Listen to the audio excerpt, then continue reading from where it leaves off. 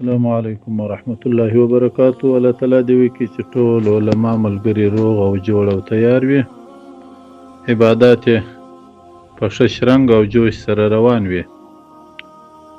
محترمو علماء کرامو، تاسو ته معلومه ده د اسلام عظیم نامور فتوحات چې په سر کې د بدر غزا وه، چې د اولو مشهورو غزوات څخه د نبی کریم صلی الله علیه وسلم وه.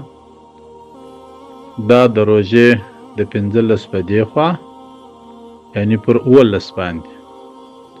همدارنګه به بالجمله راسو د نبی کریم صلی الله علیه وسلم د مشهوري غزا نه راوروسته د صحابه کرامو، د تابعینو، د تبع تابعینو او د اسلامی خلافتونو د عباسی دورې، د اموي دورې او د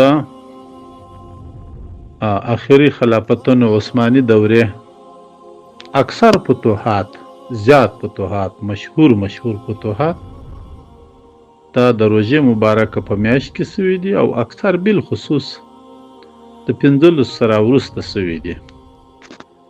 نو لوی الله جل جلاله ته امید لرو چې د ډیرو تابعینو د روایاتو له قوله څخه چې سږ کال غالبا د ډیرو روایاتو پر بنیاد باندې د قدر شپه هم د 19 په طرف کې وه، چې نن د 19 شپه د روژې ده.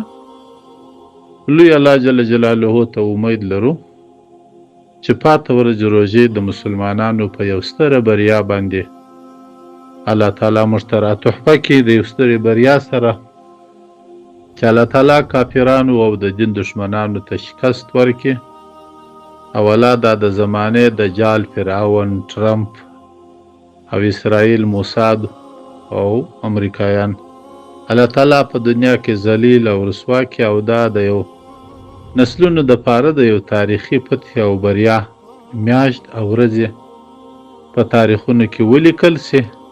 د دې مبارک شپې په حرمت او په احترام الله تعالی جل وعلا شانه ته دا خواست کوو چې یا الله د دې 19 د شپې څخه د اختر تر شپې پورې الله ته پر مسلمانانو یو عظیمه خوشحالي راوله، داسې خوشحالي لکه د بدر خوشحالي، داسې خوشحالي لکه د قرطبي او اندلس خوشحالي، داسې خوشحالي لکه د بیت المقدس د فتح خوشحالي، او داسې خوشحالي لکه په عراق او مصر او سوریه او لبنان کې چې تاریخي سوي دي په قرون ماضیه وکړي.